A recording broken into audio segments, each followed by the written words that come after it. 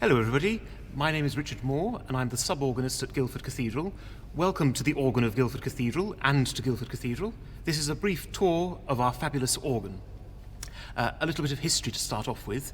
The organ, the core of the organ, the heart of the organ, is Nicholson of Bradford from the mid-19th century. It was enlarged by Harrison of Durham at the turn of the 20th century and sat in Ross Street Baptist Church in Shipley. Until, in 1960, it was realised that an organ was needed for the very soon-to-be consecrated Guildford Cathedral. Rushworth and Draper took the organ to their workshop in Liverpool, did some work on it, and installed it. The following year, they added the positive, which is behind my back, just over there, which is a rather neoclassical division that owes a lot to the ideas of sort of some of the Orgelbewegung coming into Britain. Things like the Festival Hall are very, very evident in that, and it's a fabulous, very colourful division. In my mind, it's always a floating division because it doesn't sit on any manual, and the great advantage of that is that we can bring it around from one place to another, which is very, very useful. In the mid-80s, the organ was taken out and a clean and various other bits of work were undertaken.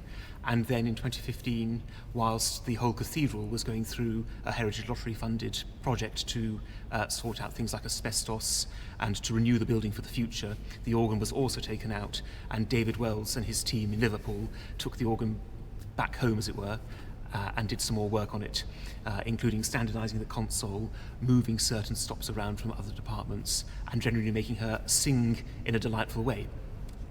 We have some wonderful ranks of strings. We have two sets. We have some on the solo,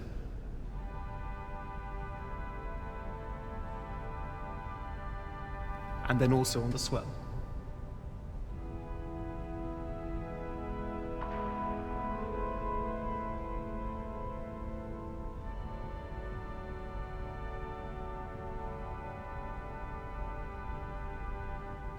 And then we have some delightful flutes that dance around all over the place. Some of my favourites, I rather enjoy the swell 8 and 4 foot flutes.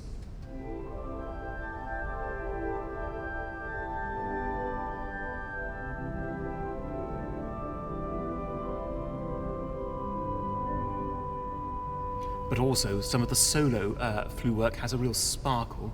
Things like the concert flute and the piccolo can really rather come together to produce something really magical.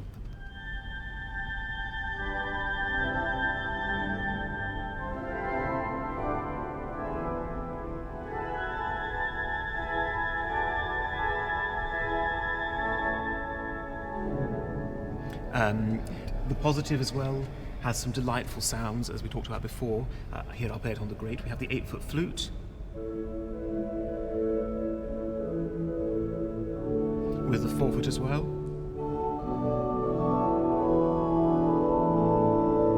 And then with the 2 foot as well. This also works quite well in a gap registration.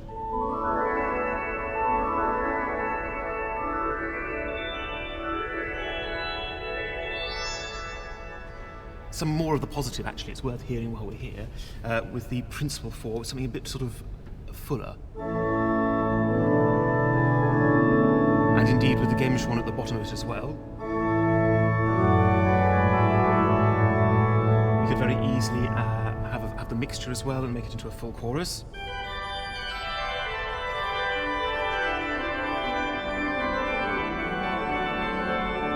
And so on and so on, so we have that sort of sparkle. We can also, of course, we have a cornet séparé here, so we can enjoy some very lovely French classical sounds. For example, we might have a very brief Tierce on taille.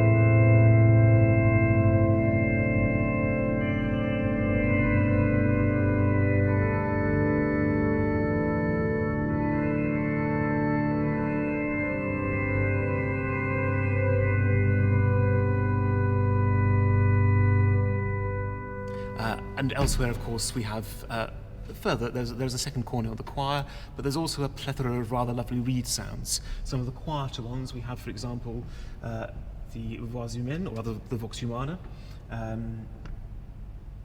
which has a wonderful sound with the tremulant.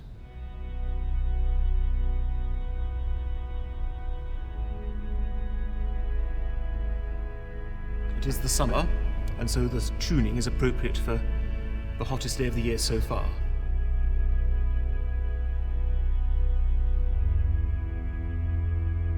So that lives on the swell. Also on the swell we have the oboe,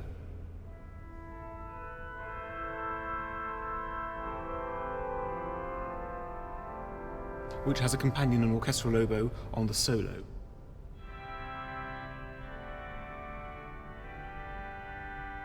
Similarly, we have the clarinet on the solo as well.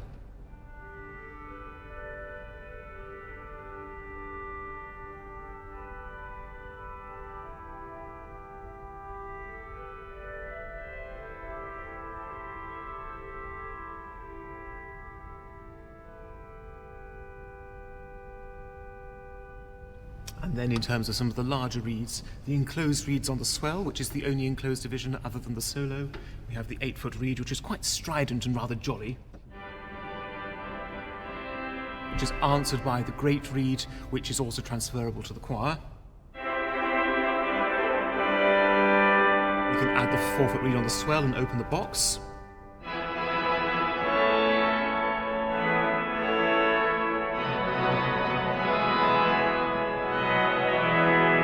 Add the 4-foot reed on the grate as well, just to combine things a bit more.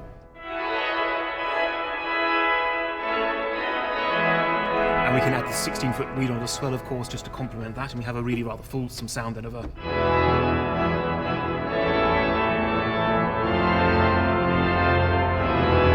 the 16-foot reed on the grate as well, we have the...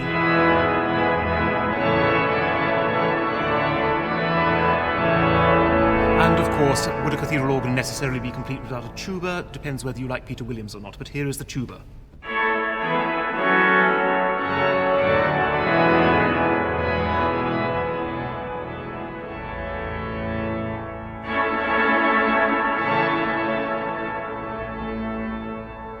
In terms of the pedal division, we have a lot of different colours circling around. We have some lovely quiet 16-foots which are borrowed also from other departments.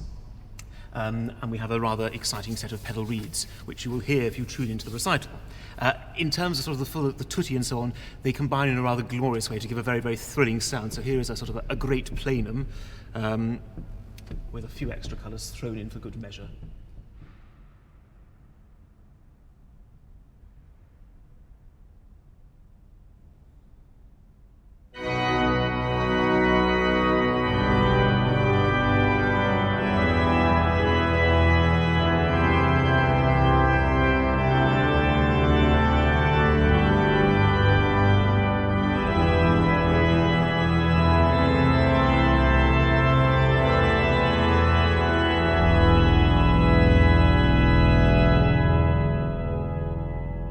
And so, in short, she's a wonderful organ with a great soul and a lot of life and joy to her. And she can do a whole host of wonderful, wonderful things, a bit like this.